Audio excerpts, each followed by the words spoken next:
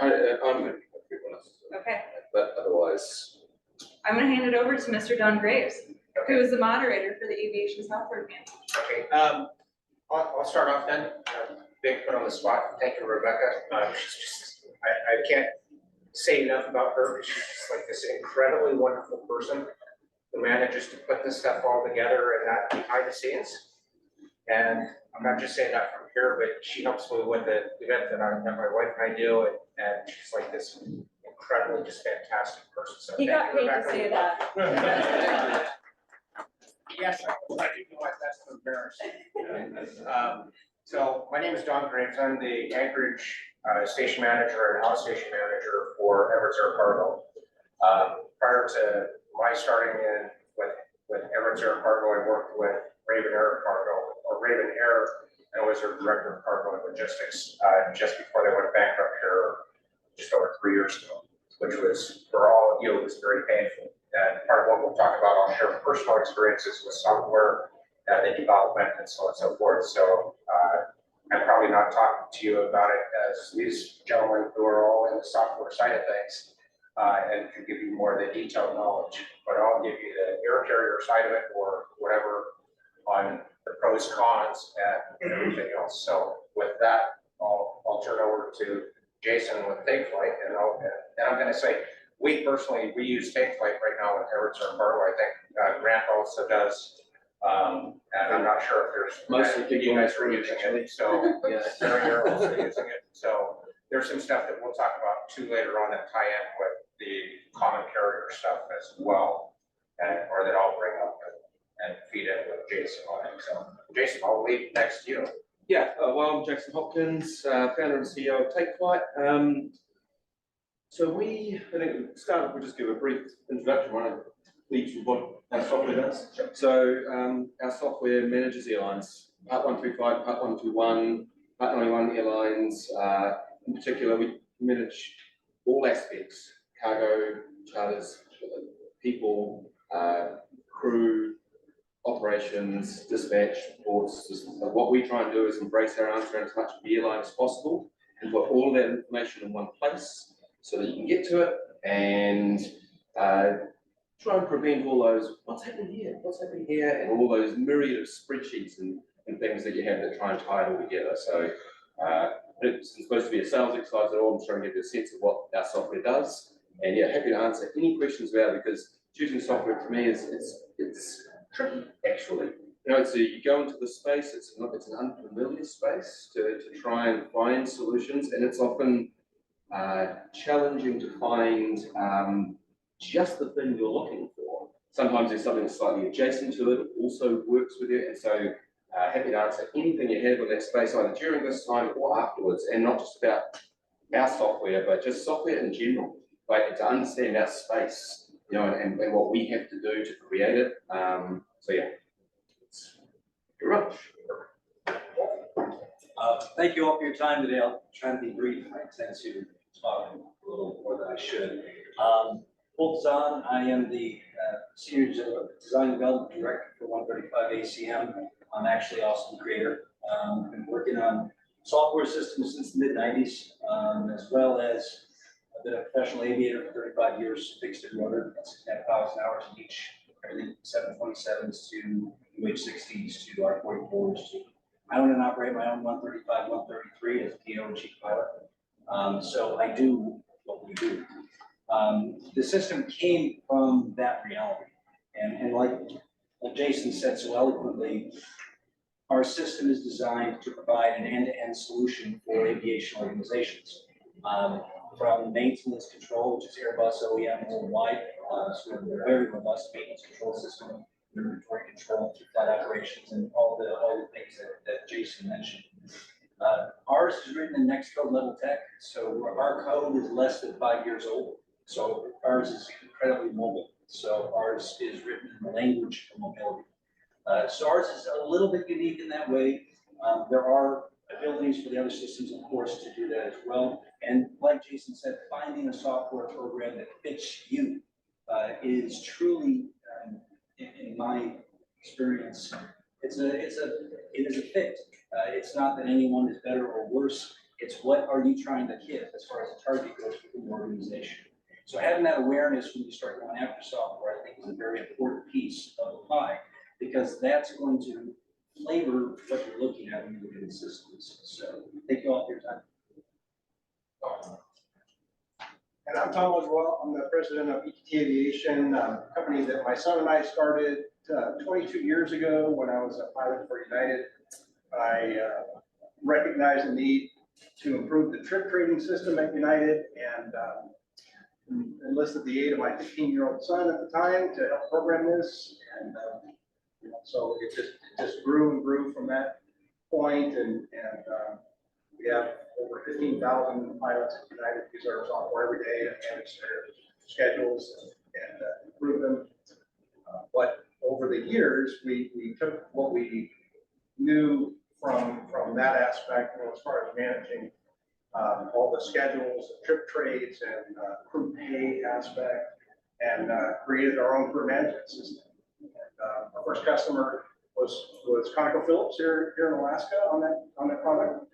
It's called Takeflite, and then Penn Air and Corvus and Everts and just a lot of the Alaska community has jumped on board with Takeflite, and it's grown to be a very complete suite that granted a lot of larger carriers use our software, so we do compete with Sabre and Deficit and Ames and Lufthansa, so a lot of the bigger we compete on that end, but then again we also compete for a lot of 35 carriers. So we do have several customers that only have 30 to 50 pilots.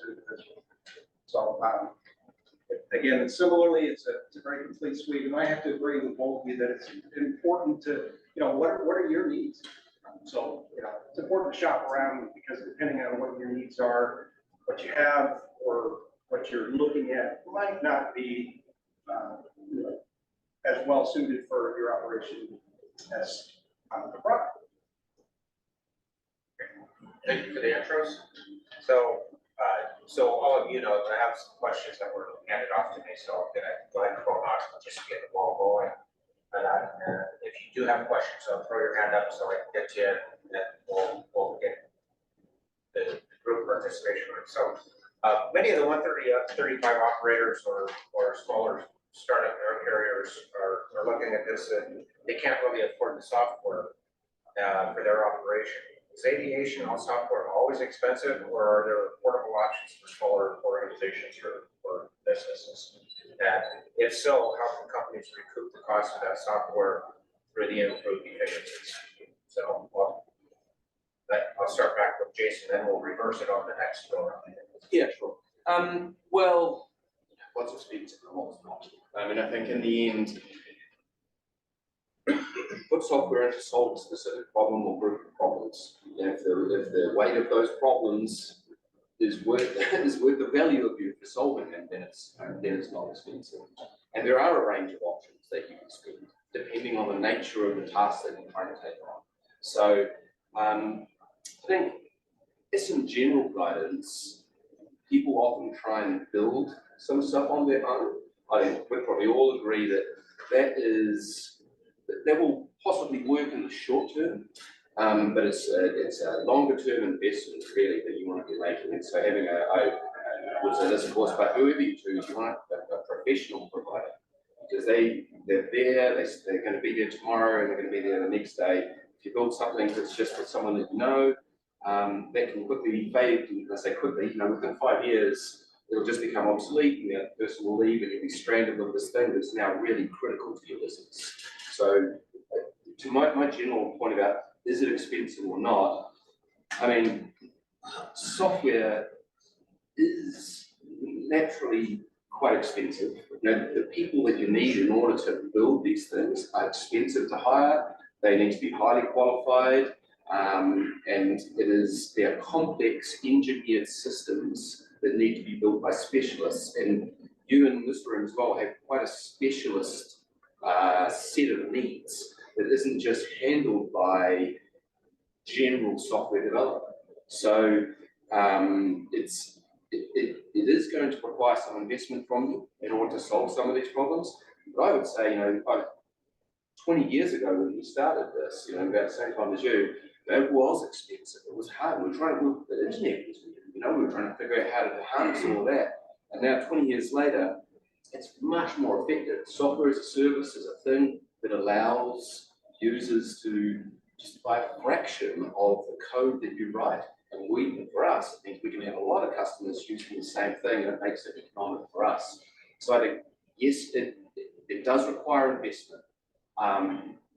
That investment is we think, of course, very useful, and there's a lot of my customers in this room hopefully think that too. And but I would say buy from a supplier that's in your field, and don't try and shortcut it with your nephew or someone that knows code, which is another common tale. So a long answer, but hopefully Right. Yeah. Ditto. So, in evaluating that question, obviously we start comparing dollar consents, labor hours saved based upon a certain task or required job. I'm a big example guy. And you don't sell, we don't, I know that I don't sell failure or challenges or things that we face in the real world. But some of these examples are incredibly effective to diagram the hidden advantages of going to a software system. Obviously looking at the costs, but there are things that just aren't visible in the service. Example, aircraft, power runs out there, torches the starter generator. That never happens because it's just so big, never break anything. And so I get a hold of mechanics, the mechanic runs into the shop, and they call somebody up and they say, we have to start a generator. No, we don't. So they overnight one, things en route, guess where it's going. And then the next day, the guy walks in the back room and there's a starter generator sitting in the shop. So overnight emergency air shipping to Alaska in order to get the aircraft going. Now you already lost the flights for the previous day, and the repercussions of that singular event going through the rest of your system, you all have experienced this. Any of us that have been flying long enough, Now that's just an example of an aircraft with a maintenance issue, right? This expands into pilots, it expands into a myriad of other areas. So I would suggest, and they used to say, the future's coming, digital is coming. Well, it's here. So further behind the wave, or the further behind we are in moving into that environment, albeit extremely uncomfortable, the more challenging that reality is going to be. Taking advantage of these resources is very important. So back to what Jason said about how much is too expensive. Obviously, there's ranges that are obvious. That's just nuts. But the reality is, I think that most of the software programs I've experienced, there's a range that you can expect. Then you find what fits, and then you work it into your budget. Because at the end of the day, the deployment of one of these systems is going to save time. It's going to save money. The challenge is quantifying that because they're not visible. So when you're factoring that into your decision-making process, I just recommend to say, again, it's not selling, hey, you're not going to get 5 month feds, or you're not going to have to start a generator on the shelf and put on the aircraft and completed the mission versus overnighting one Oregon. But I will say that when you are doing the evaluations, you're going to find hidden advantages like that. It's one of the hardest things, I think, for all of us when we're actually trying to get people to take these things on, is to explain that what's a hidden cost of a missing invoice that I forgot to send or didn't follow up on, or try and explain it, but it's the hidden costs that the software that we will provide gives you transparency, I suppose, of your airline and accurate information.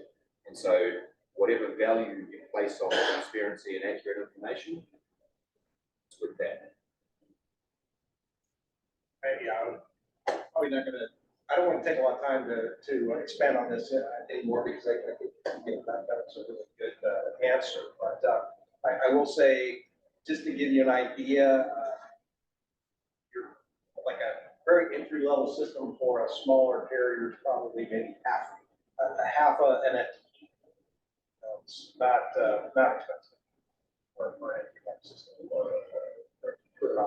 So I want to add a little bit of a follow-up question. It's not really NRAs, but just to for intro, because there's potentially people in the audience that are looking at the investment of going into a software programming. So as suppliers, do you consider ever a beta testing with a buyer to say, okay, here's a problem or software, let's let you test this for a while so you can see what it's like and work with it and get a feel for it and make sure that it's the right fit. I mean, I go on by it. Well, I'll go ahead and Bruce, just go Go ahead ahead and and go first. Yeah, we did not do that until very recently. We've reached the point where we're like, okay, we'll do a trial. But, you know, like the problem is you really need a lot of training that, you know, to be able to use these systems. It's not like an iPod where it's like, button, push play. Oh, I got it, figured it out. It's not that simple, you know, it's really complex. So you need training and so there's a certain risk to doing a trial if you don't get all the training in. And to echo the sentiment, it's very astute. I mean, I like to, again, analogies. Grab the keys of an AW 139, 169, throw them in a pilot and say, hey, take her on the patch, something how that goes. Probably not going to go super well. Unfortunately, the amount of training that it takes to familiarize the user with the environment that they're getting into.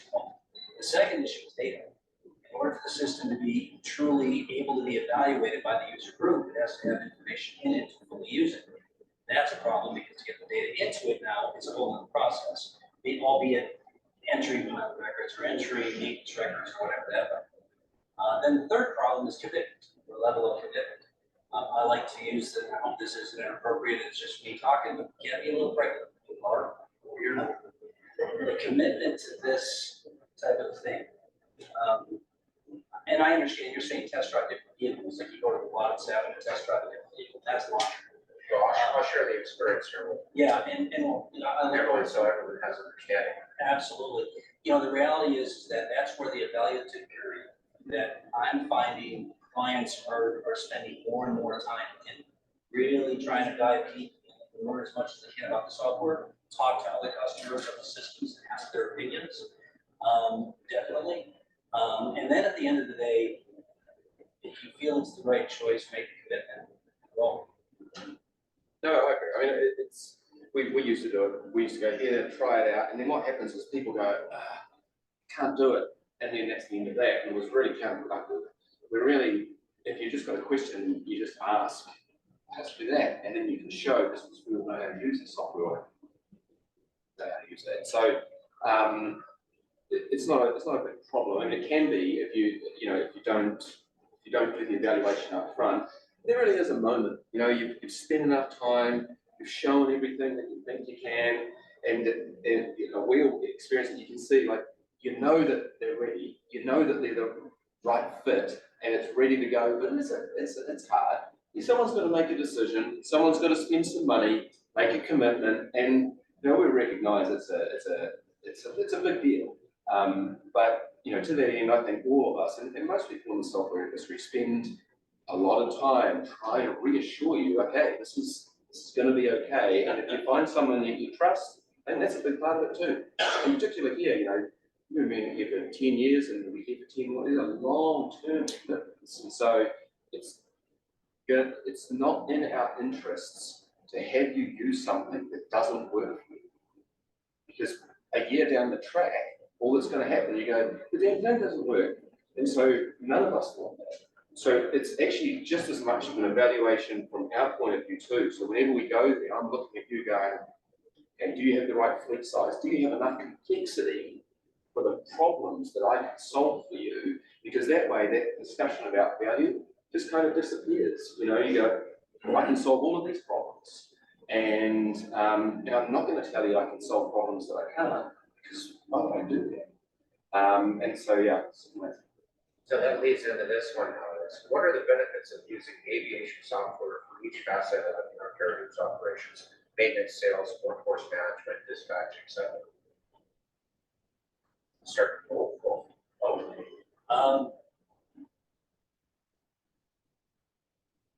You guys are tough one. I'm trying to think how to put it. reduction in redundancy. If you're able to have a single point of entry, you're going to maximize accuracy, speed, information transfer, and flow.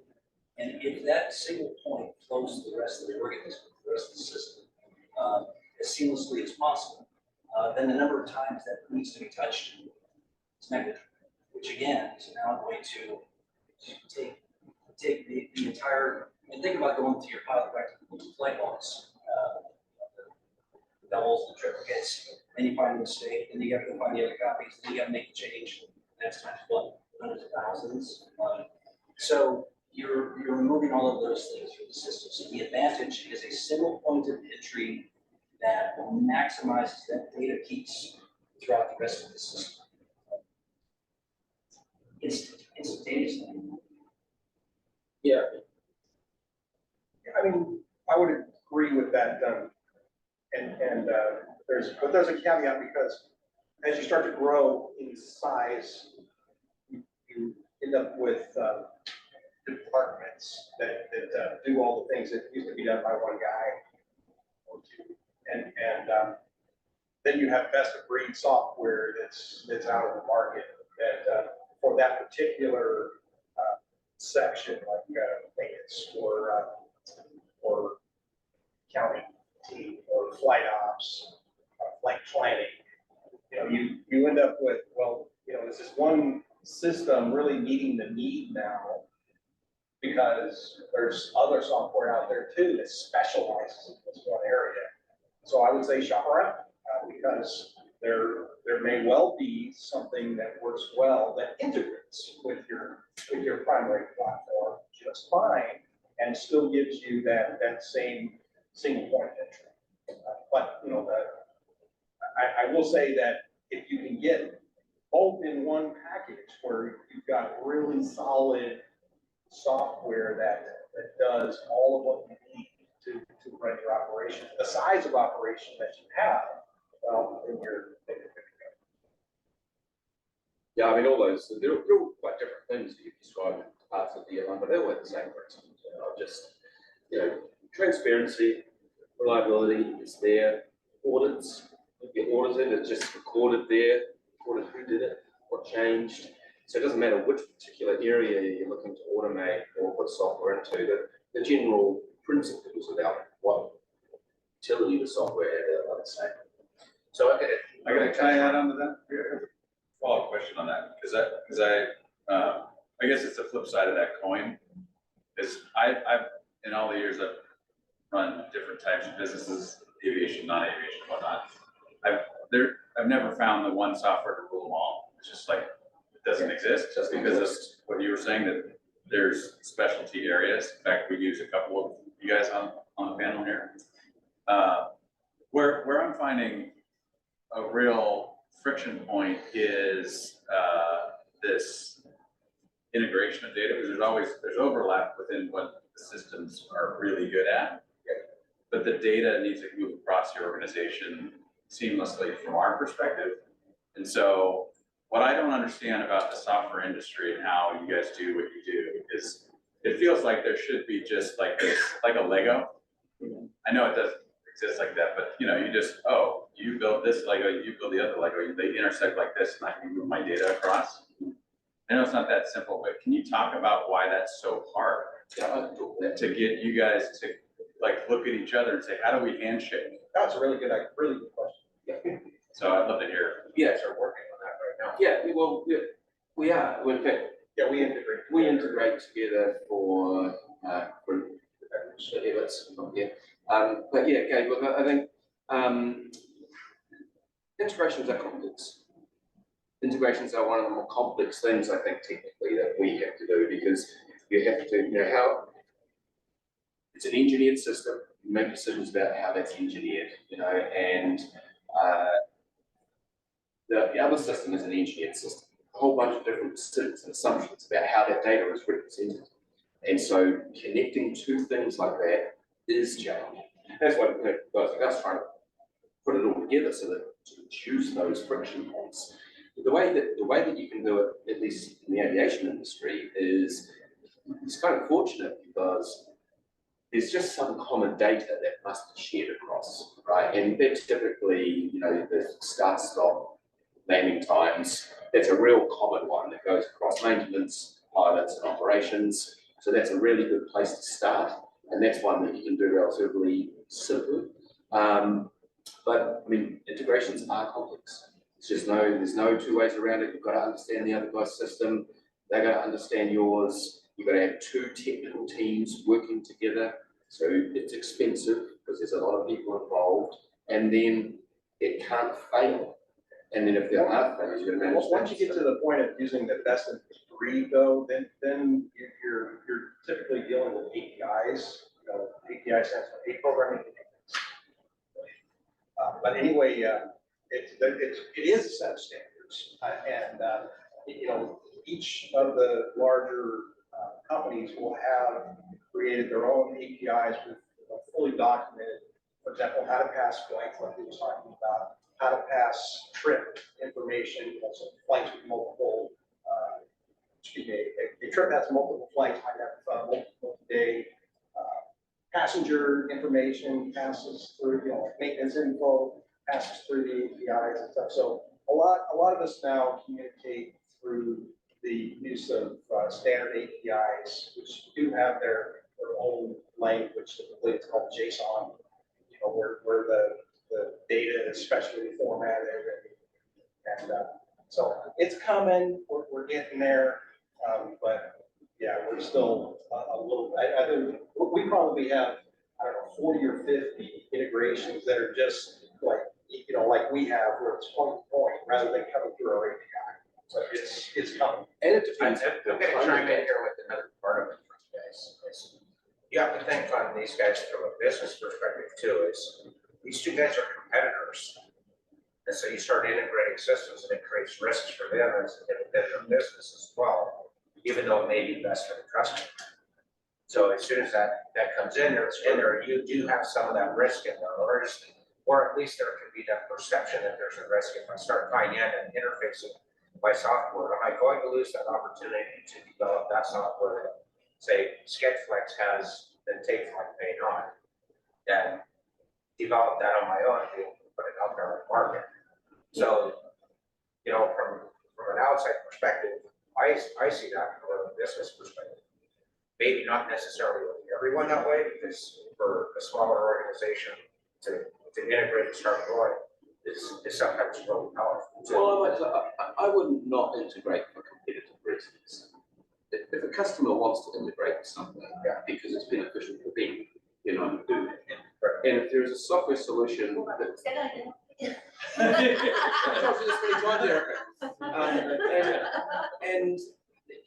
so it's not an issue. The key thing, I think, is making sure you've made decisions about the path you're going to go down, because once you start committing development to it, right, you want to make sure you select it properly. If you change, changing that integration is, you just have to do that again. I wouldn't knock it for competitive reasons.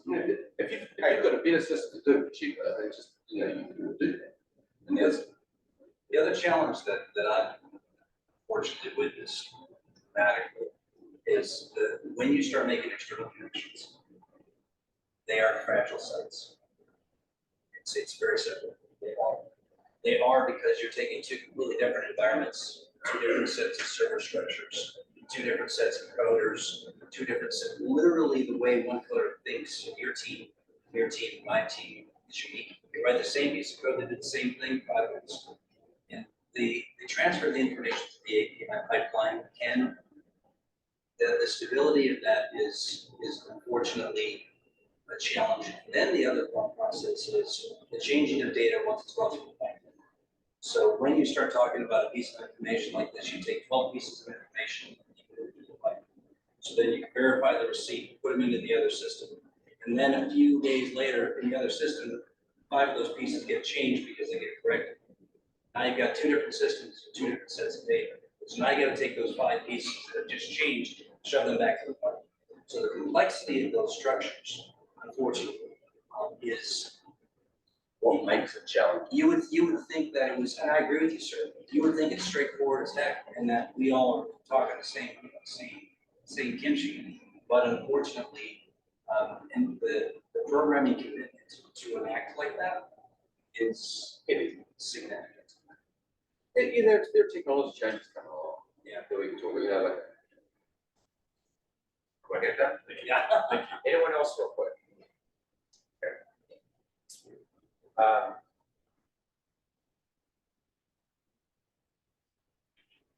The chief concern of transitioning to software, especially from pen and paper systems or older systems, is the difficulty and time it takes to onboard the new system. Is this a reasonable concern, or are there resources that exist or that exist to facilitate that onboarding process? I mean, I'd say for all of us, it's just an absolute key part of what we bring. Like onboarding a customer is just is a part of the process. We all have what we think, I imagine, are the best way that we do it. If you can learn it, and we can make you learn it the fastest way, then the less problems you'll have, the easier it'll be for us. And you. So, Honestly, I think a bigger problem is turnover on the airline side. Yeah. We're probably going to do a good job of training you so that you know how to use the system right away, but unfortunately, you're gonna move on. And then the person that you train will only pick up about half of your knowledge, and then they're gonna move on. And the person that they train only gets it. So that's where we end up with problems. You know, we have a way to manage that now, where regular visits and sessions with our customers to make sure that, you know, they're able to, you know, relearn what they should learn in the first place. yeah, as a group, like if you're going to take one on, like, just remember that, you know, that there's knowledge that gets caught, so keep a team, keep that knowledge and self-document. Document the things that you learn about the system. We brought in the manual about how it goes, we teach you all about that. But you'll have things that you want to do, and you put that into your manual so that the next person can, and just run regular training sessions yourselves and amongst your own teams. So I'm gonna tie in on that transition from either software or hardware as well. Personally, anyone in here that worked for Orbis before or created, or they went bankrupt years back? Just checking. Not an issue. Not good example. Not an issue. But this is a real life example of things you don't want to do if you're transitioning from pen and paper or software programs to a new program. That is, go through without that proper onboarding process. And in the case, or in this case, what happened was a set of software had been developed internally with the air carrier that worked really, really well. And every employee in the organization that worked with it knew it well enough, and you had an expert right on staff to fix or take care of any problems. And then what happened was they wanted to transition, because what you were talking about earlier, Jason, is the longevity of that employee. What happens when they leave? Now I'm stuck without anyone that knows the code or how the program was written, because most of the time it's all up in here. And so they decided to go to a new software program, implemented it, and rather than a transitional period where you parallel programs to make sure what are the headaches and the problems with training and or getting all the data that I need appropriately, they flipped the switch in a day. So you had employees that were completely stumped and didn't feel comfortable working with the software. Really, really tough on it. And the company spent a lot of money. I mean, upwards of $1 million or more for software programs and this stuff for that long-term period. And within 4 months, they dropped it and went back to the old because it had failed so miserably on some of the points on getting it to implement it, the system how they wanted it. So I urge everyone, if you're transitioning software or whatever you transition to, parallel those systems for a while. Believe in it, but make sure you have that onboarding process in there for people to train, which is so critical. And had that probably happened appropriately, it wouldn't have happened the way it did. But I give that as a heads up of what can happen. And anytime you do transition from one program to another, You want to make sure that all of your data carries through appropriate as well for history and that sort of thing. Yeah, if I can say something, because we've tried different methods of things implementing as well, and running in parallel is okay. You can do it, and of course it's just twice the workload, right? And people, I mean, you know how busy the airlines are, and so getting them to run two systems is really challenging. So if you are going to run in parallel, shorten that window to the minimum you can, and you can do that with, you know, times are different, right? Just prepare you properly, right? It's just, again, it's no advantage of you, and if we don't think you're ready, we'll just say you're not ready. You know, get your team together, be ready. But if you really want to run them both as well at the same time, make sure that when you do run it, put the stuff in the new system first, not the old system. Because what happens is people just put it in the old system and then they go, oh, I'm not going to do the new system. So if you are going to parallel, shorten the time, prepare properly, shorten the window, and do it into the new system first. And that way you'll reduce the chance of risk.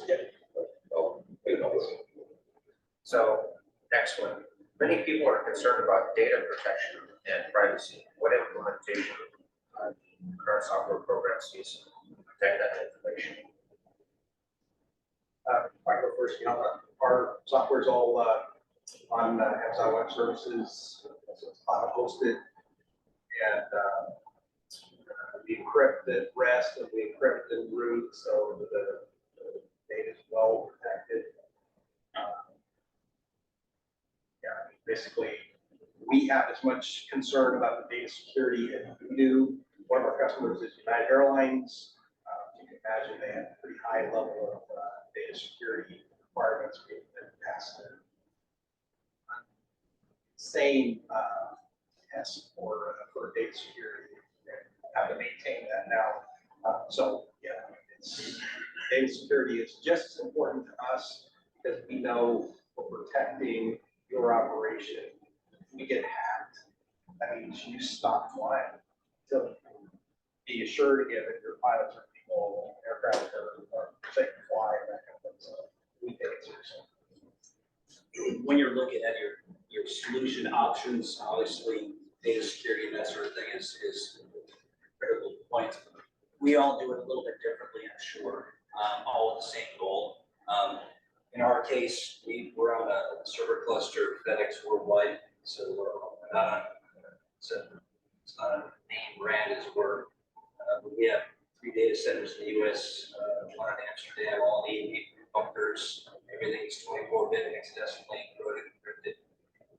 As far as data, and here's a step into that as well, is not just what happens to the data, making sure it's secure. We use what we call a data confusion model. DoD is one of our clients, Department of Energy. So like he said, we have some pretty significant requirements with regards to the data security. But I guess the other piece is the access to that data. One of the concerns I've heard is, well, what happens if there's no connectivity? Then how does it operate?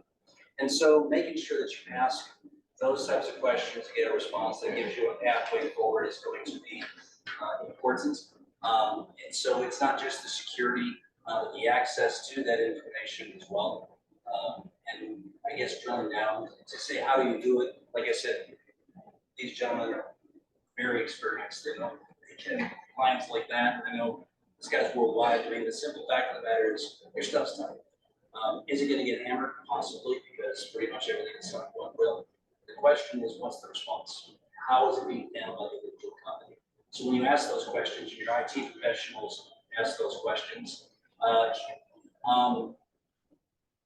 Listen to the answers, but listen to them with an open mind, because a lot of this is emerging technology, the way that these things are done. Yeah, I mean, for us, we're on Azure, which is the other one, AWS and Azure, the 2 major ones, and most of it, like you're saying, it's just baked in, right? It's just part of the service.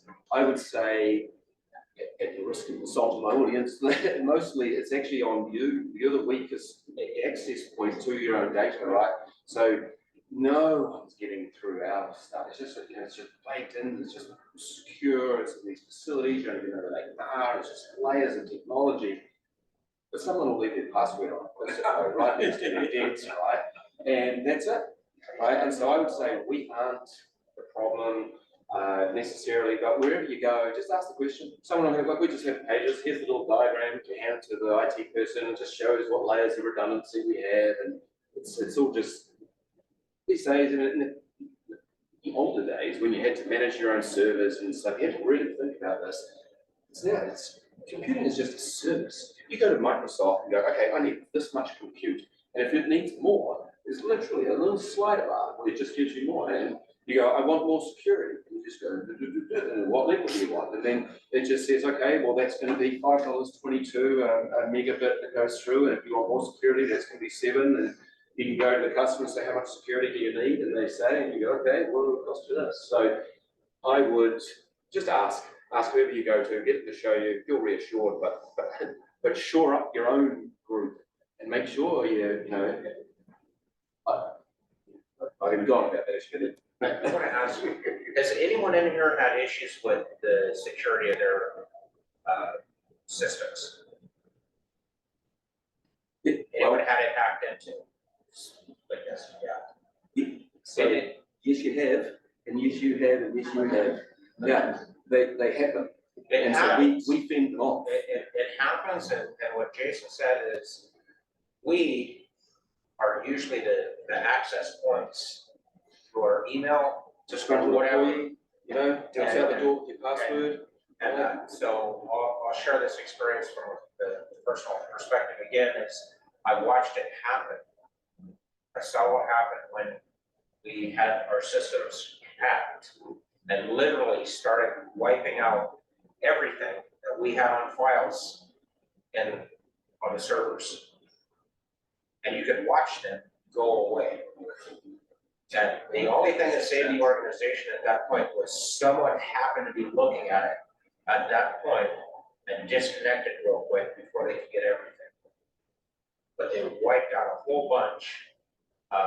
And usually when that happens, to put it into perspective, because we're air carriers, especially at 121, you've got everyone from the federal side, including FBI and whoever else investigating to see who's hacking into your systems, because then it becomes a case of national security.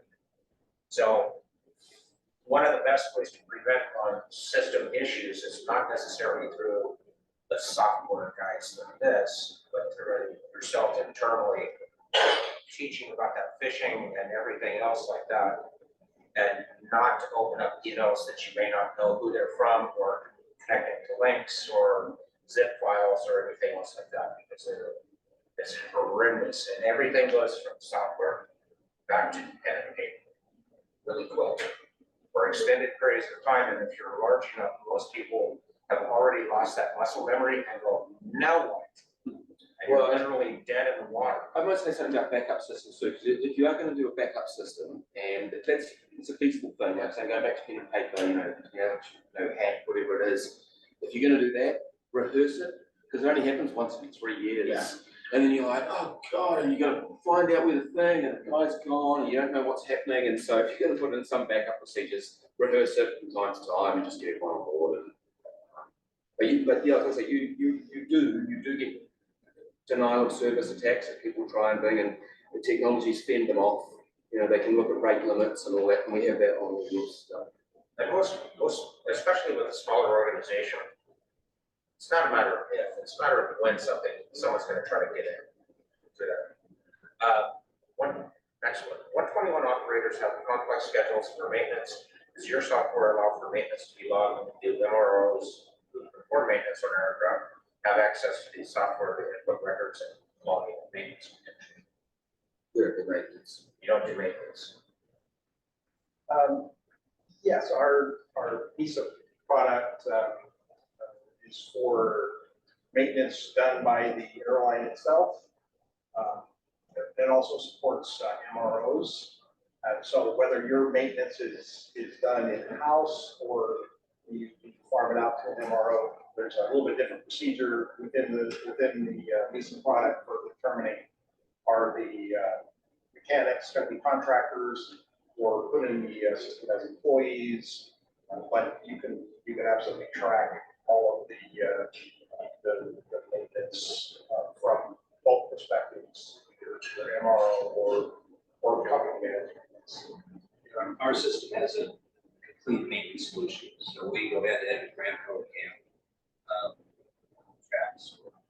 carried on. Yeah, so the way that we handle it is identical with the rest of the solution. So as far as it's an MRO, it's an outstation, we have an authorized person.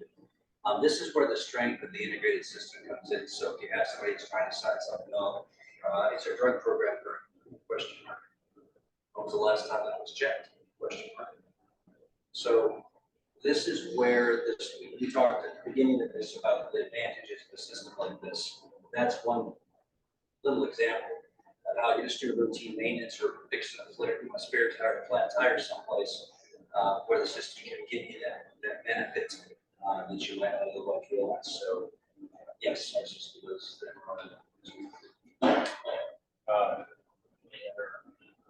Skip anyone. Is there a question about AI on it? There is not. There's not? It's okay if I ask a question. That's the forum. That's exactly what this is all about. Okay. Fire away, so we Yeah. can get it out there. I'm curious how you're thinking about AI capabilities on your systems. There's a huge amount of data in this industry that can help with decision-making and all sorts of things. How are you guys thinking about it in your tools? What's your roadmap look like? Are you already working with it? What's your plan?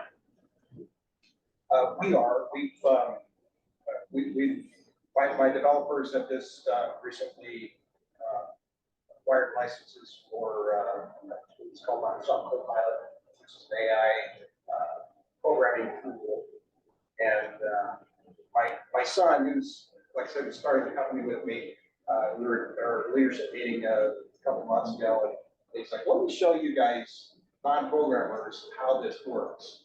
So he starts typing, he's like, I'm gonna write a little program to do some function. And so he starts typing and got maybe, I don't know, dozen, 15 characters, something like that. And the AI kicked in and said, I know what you're doing. And populated about 3 pages of code just from that little bit that he was typing. It was astonishing. And he's like, now, I have to go through this. He's like, it's not all right, but it's almost all right. So I have to tweak a few things here. You know, I still have to use my programmer brain to make this do what I need it to do. But it's astonishing. So we've implemented the AI internally, but we've also recently partnered with a company called Moderator out of Belgium that does optimization, and they are deep to the AI aspect too. So creating optimized pairings, optimized trips, optimized route planning, tail assignments. So, yeah, we've jumped on board with the AI. Took a while, but finally got there. Oh. That's good. We use light AI. I wouldn't call it AI. It looks for common anomalies in code production, but it doesn't write any code. So it will identify potential conflicts and potential redundancies in code production prior to the code being tested with the dev servers. But that's it. We're not digging into the AI at this point. Our development time is committed to be quite honest, customer uniquenesses. So they're always coming in, so we're making adjustments. So that's where we're focused. So we speed that process up with that type of AI. We capture large enough data sets where there's been consideration of using AI to do some evaluations, but the problem is the product that's being produced hasn't been defined well enough to do so. You can do some really cool stuff, but does anybody use it? So we're looking for that target to be more focused prior to deploying like that. So right now it's light, but not active. Who's used ChatGPT? See, not many. Okay, so I'm with one. It's amazing, right? And we're just using it as fast as we can everywhere all over the company. We have a team of 13 developers, want all of them to have Copilot. I got feedback just yesterday going, man, can I get my extra license to get the next one up? Because It's just for little things. I need an example of how to do something. It might be, you don't have to learn everything about programming. You can just give an example of, oh, that's what I need. So every program is much faster. And there are many use cases for it. So that's one for the programming one, and that's just now part of Microsoft. You see how quickly they're just putting it through their organization. And so from a development point of view, it's really helpful. For the data analytics side that you're talking about, there is some stuff already, but it's not quite there yet. It's more, because it's more word pattern matching than serious data analytics, it's not 100% accurate. I've experienced, if you get ChatGPT and you get before, there's a whole bunch of apps that they have now. One of them is data analytics, and I actually used it. I ran a report from Takeflite for an airline, and just an example, I went, okay, compare this one to this one, and you know, it's amazing. It'll go, oh, these columns don't quite match, but they seem like the same thing. Are they the same thing, and can I link them with that? You know, yes, you can. And it'll go off and work it all out. And it could infer some things, but it's not quite there yet, because it's still just pattern matching on words. But the third way that I imagine it being used in a way that it is totally capable of learning about anything. So you can teach it eventually, and I think this will happen in my company, I think within a couple of years, that so the first target for it is call centers, right? Because you can teach it, like for example, the level of complexity of learning how to use any one of our systems, right? It knows that easy. So you can teach an AI system how to learn your system. Now at that point it knows, and so if you ever use ChatGPT, you can say things to it like, okay, I've got a training program coming out. I need 10 staff to be trained in operations. They're going to be there for half a day. Please write me a training program, and it'll write it all out for you. Like you can use this right now, for example, my son had to take care of 55-year-olds for a day's sport event, something that he was doing for school. And he just went on ChatGPT and said, write me a plan for this. And it just wrote it all out. And then you say, write me a menu that the kids will have, and it will spit out a menu, and you can say, please give me the shopping list for that, and it will spit that out. And it just does it like that. It's absolutely incredible. And I foresee, so what it will mean for us is, when you go to ask questions about how do I do stuff with Takeflite, you'll be able to just look at it and it'll tell you the basic things. But then when you want more sophisticated things, the team will be there to go, oh, yeah, okay, don't worry about that, it didn't answer it. Okay, what do you actually need? And that's how the dynamic will shift. It'll shift that burden of just answering the mindless stuff away. You can just get answers, and then shift all the level of complexity up to people who can actually sit down and go, all right, Brian, I see what you mean. Okay, yeah, we didn't quite have that. Right, but we're going to need to add these things, and it'll just elevate your ability to interact with the system. And I think that'll happen at least, I'm trying to find companies now that can do that, but it'll be transformation. There are other use cases, but those are the three main ones that I said. Yeah, I think for us it's more important. So how you're using it to program and speed up your development process is great. Faster, more, better APIs integration to do that. But what I'm most interested in is, how is your product going to improve through your AI vision for the user, right? And you answered it. I'm fine. You don't have to go on to this anymore, but it's something to know in the back of your mind that our businesses are growing and developing based on your systems. And the faster that you guys can be add more value to our businesses, the better we're going to grow. That's right. I wouldn't dismiss the help and the efficiency of development. You know, it's significant. Yeah. You know, and so you know, I've got a team of 13 guys now. You know, it's like a team of 20 guys. Yeah. You know, the other thing, I'm just gonna put a cherry on top of this.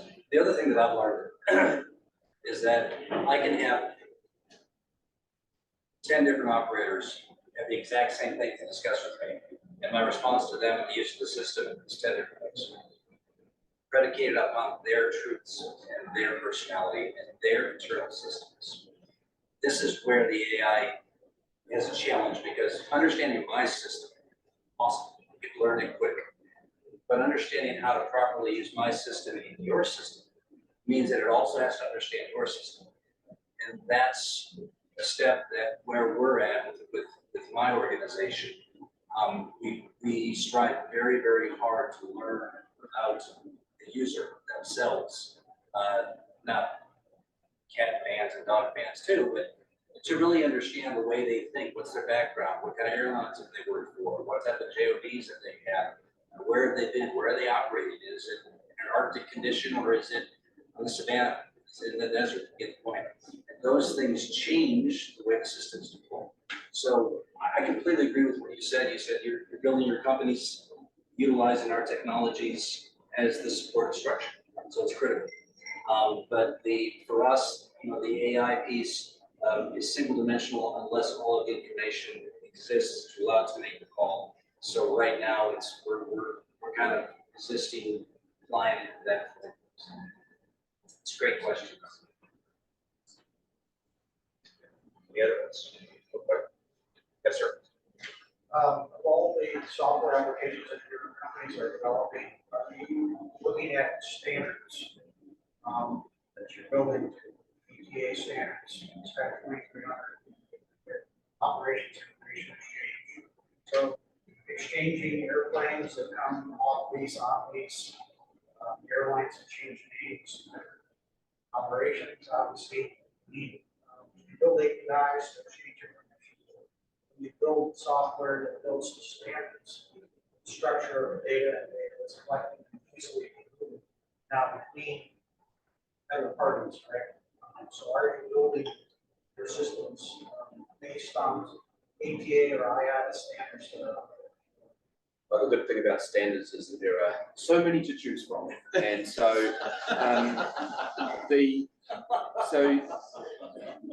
yes, I mean, like, for at least for us, I mean, we build standards where we can. OTA compliance standards, of course, there's all technical standards like JSON interfaces and different APIs. There are technical interfaces that just apply to our industry in particular, and we all just must adhere to those because otherwise we just couldn't talk at all. In terms of industry standards, I think we just work well with our clients. We would love our customers to standardize more, Erica. And in fact, if we have a meeting on Friday with this very purpose to try and get, because it's not so much even us really that dictate the standards, it's about an agreement amongst you about what standards it is you want to adhere to. And once, and with the advantage to you doing that, obviously, is just, firstly, it'll help you all talk amongst yourselves, but it really helps us. Because we go to build one thing, we don't go to build, we don't build four things. We build one thing and you all do it the same way. So yeah, I like the question because I agree with the notion of standards and trying to standardize. It's such a difficult task. And there's, like I say, there's so many standards at all different levels, but where possible, standardize yourselves and we try and stick to the standards that we can as well. For security standards, it's becoming very important. Like ISO 27001, most of our process and procedures are in compliance with ISO 27001, and we're going to get the certification later this year. NIST 83 is a government compliance level for doing work directly with the federal government, and that's next. But yeah, IATA standards for the passing of data. That's one of, like you said, one of many. So like when we set up an integration, that's one of many that you can choose for the data export. The IATA standard, or I don't know, but I know that there's several that you can select from when you're integrating systems. One of the things that I've found fascinating, we have a large fleet of aircraft in our system, specifically just focused on maintenance for a moment, since you mentioned ATA. Every operator tracks it a little different. It's fascinating to me. Don't understand that, but it's the case. So we bend to their will as far as the way that they're currently tracking their airplanes. So the standards we bring to bear to them, we say this is a little different than all the other 407s, or all the other MD-80s, or all the other whatever they are in the system. We'll mention that to them, but as the gentleman said, it would be wonderful if the data we received were in a consistent format, but holy cow, It's remarkable, actually, it's remarkable. how different Everybody it does. is. You wouldn't think it. And I swear, you go to every single person and they say, you do it this way, everyone will do it. Every single person in this room says. If you build this, Who said that? if you build this, everybody. Everybody. And I used to believe it. But that's an excellent. But now, it is, but now, I'm saying it's more, now that we all understand it, it's more collaborative. We can go, well, you can, but then you'll be different from all these people, and in 5 years' time, you'll be different. And then when we support support like it. with the regulations, like, 121.467 or whatever, any regulatory rule set. The FAA says, these are the rules that you're gonna follow. But then every FISDO has a little bit different interpretation on what those rules are. So we end up having special cases for certain airlines because their Fed says they can. And I'm like, well, sorry, that's not the way the rule reads or any interpretations, but if you sign something that says you want us to modify it for you, yeah, I mean, it's crazy. Something that there's no standards. Something that we try to do though as a rule is when we have a client with an maximum experience or an identified factor. I mean, the team that's at the design level within our system are all highly experienced, active aviators and FAA and mechanics and so the streets, as it were. And when we hear something like scratch our head and somebody starts onboarding new airframes and then I'm tracking the same thing, we send out what we call an alert notice to every single admin and all our companies. And we say, FYI, something for you to maybe consider or look at or think about. And hopefully over time, there might be some standardization built off of that. But yeah, right now, it's kind of the Wild West out there with the way this stuff is tracked. But can I say a comment to this as well about just general about software, we're talking about how to engage with software companies to get the most out of it, right? And standards are a way to standardize that, but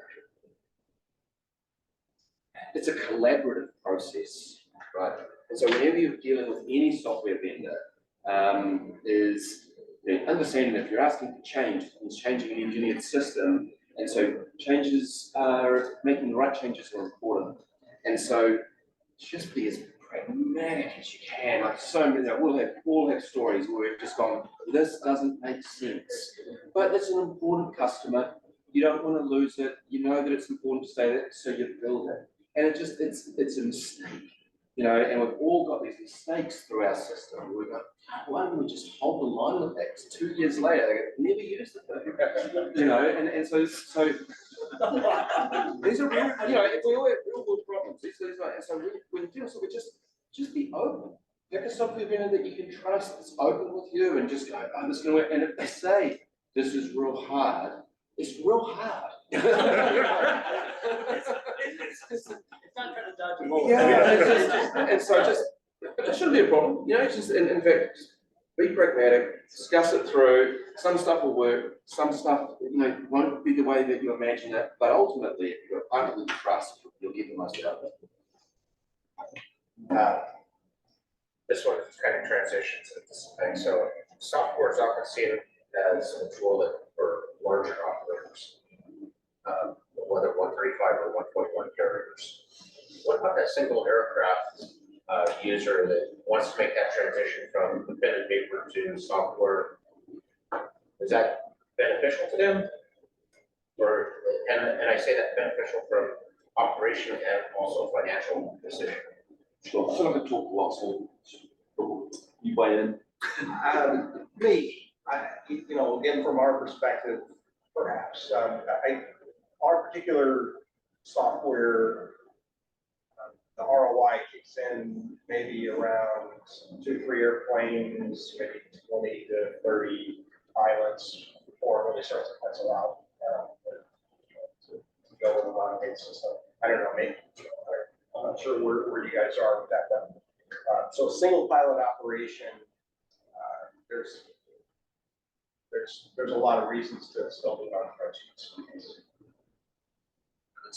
It's one of the things that, the hard truths, right? You're talking with the prospective clients, you ask to teach me about you, and you learn a little bit about it, and you say, okay, here's gonna be your expense for this could be your investment.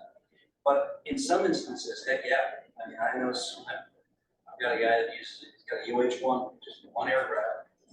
He just flies the daylights out of that thing. For his billing, and for everything else he has to do, he's a one-man show. There's maintenance, no record keeping. He finishes his flight at the end of the day, pops the hat, pops up and says, hey, you've got this maintenance coming up tomorrow. It just changed his world. For him, awesome. For a tour operator that does one 135 flight every month, so they keep their 135 single pilot, single aircraft. Everything else is Part 91 local tours.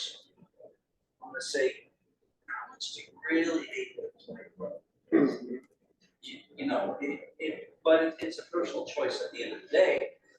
But it really depends on, I would say, your operation. In some instances, like when I described, changes the world. It literally changed this guy's world. Yeah, I mean, to me, it depends on a certain level of complexity that comes up that requires automation. Once you hit that level of complexity, if the system's designed to solve it, it'll just like Tom said. So we have our threshold as well. But then also, sometimes there's just some things that a person cannot do. A person, so even if you're a small operator, a person cannot sell a ticket at 3 a.m. to a member of the public and take that booking reliably 24 hours a day. So the system might be able to do something that's just not doable in any other way. And that's the other way that makes sense. You know, often people look at it and go, they sometimes really struggle to spend money on IT systems. Right? They can't. Like we had a whole discussion, we were talking about the nature of complexity of it. Really, it's not that much more expensive than hiring a person or two maximum. You know, these are huge financial decisions, and somehow it feels like people really agonize over it. You know, as you go, how much you get 2 people for, you know, okay, would you hire 2 people to stay up 24 hours a day and man the phone? No. You just get a system that does it, and you can probably pay less than it would cost to hire a person to do that job. So there's 2 things. One is level of complexity. Once you reach a certain threshold, then it makes natural sense. And then there's a judgment call sometimes to be made about that, because if you're growing, when do you get on that ladder? Of course, you've got this expense you're going to have, which ultimately shouldn't be an expense. It should be an enabler, enabling something in your airline, those who weren't able to. So, yeah, I think it's complexity and doing something that can't be done any other way. And maybe not as complex as you think, hiring a person. So I want to go back to what it really tie back in with what you here in the room, and that was what are the benefits of using aviation software for each facet of their carrier operations, maintenance, sales, workforce management, and dispatch, et cetera. We asked that of you guys. But what about from an air carrier standpoint? What do you guys see? What's that benefit? Yeah, you're the panel. So, Yeah, I recognize as an air carrier, and in this case, we use Takeflite, we have ScanFlex, we have other software programs too that we use. And all these software programs are in essence a database. And what it does is it gives us the access or the ability to query that database and pull information out and put it into a useful format on things that we want to see. And if you're trying to grow your business, you want to look at your sales. You want to look at what's the cost of my operations and that, which if you've got, you know, that tied in with some of your software programs, it's easy to do. So you start having all these tools that are available to us, but most of us or most operators look at it and go, there's a bunch of data, it's tracking, it keeps our airway bills in place and everything else. But we don't go back and look at the history of it, where that growth is or things like that. What are those opportunities? Where's the market growing? Whatever. And so a lot of places don't take that time, especially up here, because we're all smaller businesses typically, and we're not looking at that to say, where are we at? And these platforms offer a huge amount of data to be able to pull back in and say, what's my efficiency like on flying that aircraft? Am I running late? What percentage of the time am I running late? And without those metrics in place that these software programs can come in, we can't get that fine increment to increase what our business is or what our profit margins may be as far as operations. And that's, to me, that's more important than just about anything else that these guys can provide. Because now I can go back and look at that data and go, all right, what do we need to improve? Where's my opportunity as a business? And based on 5 years history or whatever, this is my growth rate or my decline. What's going on? Why do I see a decline? What's changing on it? And then how do I forecast what's going to come out in the future, whether it's maintenance planning or staffing levels or, you know, adding locations, whatever. But any business is truly in business to grow. That's what we're here for. And I think there's a lot of Gabe's point earlier about, you know, and that's bottom line, is how do we grow our business? How do we become more successful? And how do we do that together and integrating it into a software program or whatever? This is a tool for us as air carriers to be able to use, whether it's any one of these programs. And there's other ones out there that want to find to fit what their needs are. And that's really from me on a different perspective coming out, not just from the air carrier side, but from outside the air carrier, and looking at it on databases and platforms that you use to pull the data together, pull out what you're looking for, and see those trends in history. Because if we don't look at it, history repeats itself, and it keeps going on. We get into that circular motion where we're just not getting any better. But hey, we're still moving boxes, or we're still moving passengers. We're doing okay, but what's okay? Where do we go as an organization or as employees to say, what's that goal? Where do I want to be? And how do I improve? So for me as an operator or in a role of using these software systems, that's what I'm looking at. And then, you know, to tie into something that Eric and I were talking about yesterday, because got common carrier registration issues and how do we track that? And these are the perfect platform for this. So in essence, we use Takeflite as with Everts. So within Takeflite, I can take that airway bill and it's signed off with a signature on it, upload it into the system, and it's there. And tab or put a code on it that says alcohol, and then when the alcohol control board comes back and wants to see those records, I just punch in alcohol and it queries it automatically. Pulls up, you can pull the reports off of it. I think it becomes a system of record. I think is a really important aspect. You can go back, and I think for like I was saying to you earlier, auditing that, you know, auditors can come along and feel confident that you know what you're doing. You know, it's not stacks of paper flying around. But the thing is, you know, Tom pointed earlier, you can. If you're small enough, you can get away with just a spreadsheet, and you can. That's once you get a little bit of size, though, I mean, that's a really good example on the revenue side, you know, for how the system can help you. But, you know, like the real advantage to a crew management system, which these are, is being able to look at that data and help you on the cost side. You know, like how much do you pay your pilots? Is that a rather large percentage of your costs for running your airlines? Well, how do you make sure on a monthly, weekly, daily basis that they're getting paid what they're supposed to? Now, if you have a salary pay scale, fine, that's separate. Use a spreadsheet for that. But if you pay your pilots hourly, I guarantee you're overpaying them, because it's, you know, like airline pilot pay is so complex. And then you let the pilots basically tell you how much they're supposed to get paid. And I mean, do they make mistakes?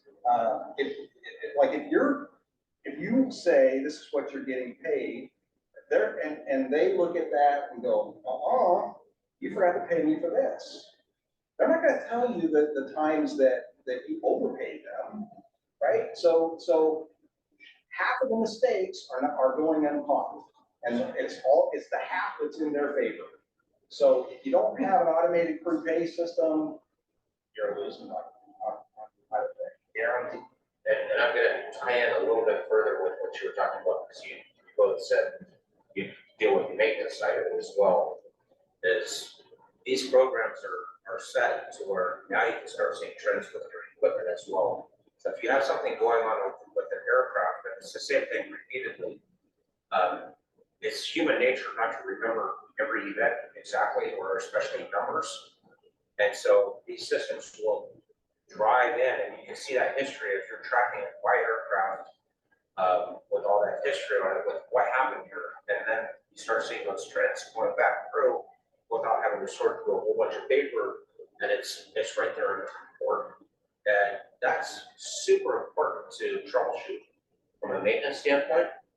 And also maybe an age of an aircraft and say, you know, hey, now the maintenance has hit a certain point on the costs.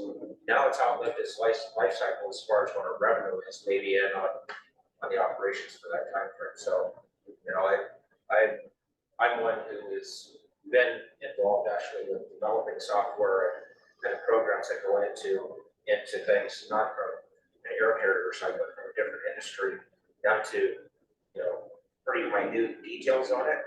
Because sometimes that information is invaluable for us as an operator to go back and look at it and build models for forecasting, et cetera. And when you can do that, those forecast models tend to be way more accurate than what our human mind will afford. We brought the AI type discussion. That's where I see AI coming in to start helping us make decisions coming off the software and actually plan in and say, hey, this is what I'm looking for. Roll out for me. Yeah, that's the case completely, right? I mean, the thing is, because it's sitting on a ton of data, right? And everyone wants to use it, and no one's quite sure how. And, you know, from our point of view at least, we really encourage conversations about them. This looks quite almost, I use my data and I want to put it together and give me insights that's going to grow my business. And in principle, that's great. But it really does come down to the specifics, you know, and feedback to us about, I want to compare this and this. And the freedom to be able to do that is really important. But it'd be interesting to see how good AI gets at that. So I'll show you the tool, there's a ChatGPT one, which was specific that I ran. But yeah, the more data you have in there, you look back on it, combine it. I've had things like, our booking site, two examples, the booking site, every time someone clicked for a flight that wasn't there, it just rebooked. Someone asked for that, and we ran a report on that, and Everts down there, and he found he set up 3 new routes, all at that time, all full.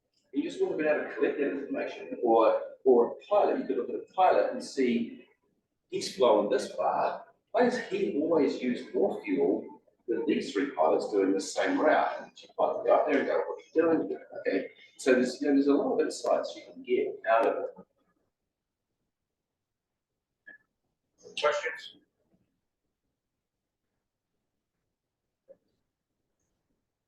I guess the last question is for Jason. Whenever he was referring to his problem clients, he was looking in this general direction. We didn't know. Yeah, you know, We were it's kind of wondering if it would.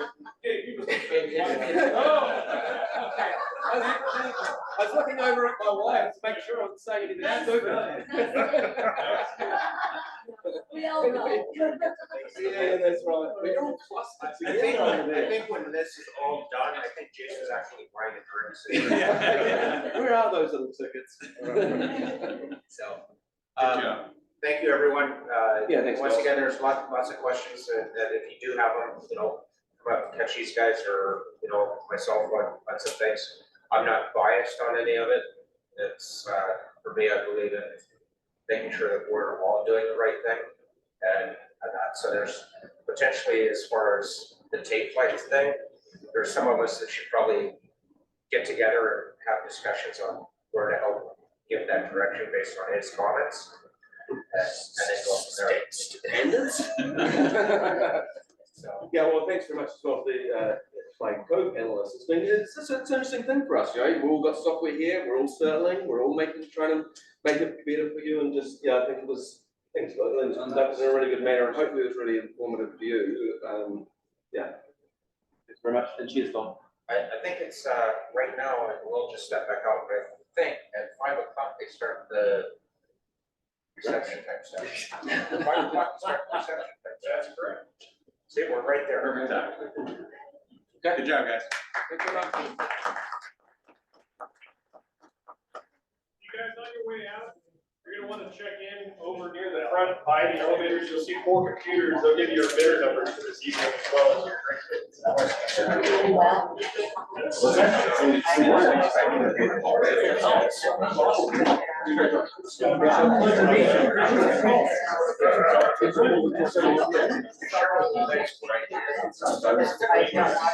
I was in a seat.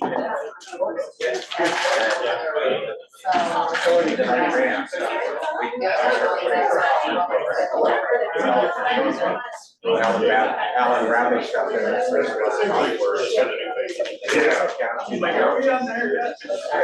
Where?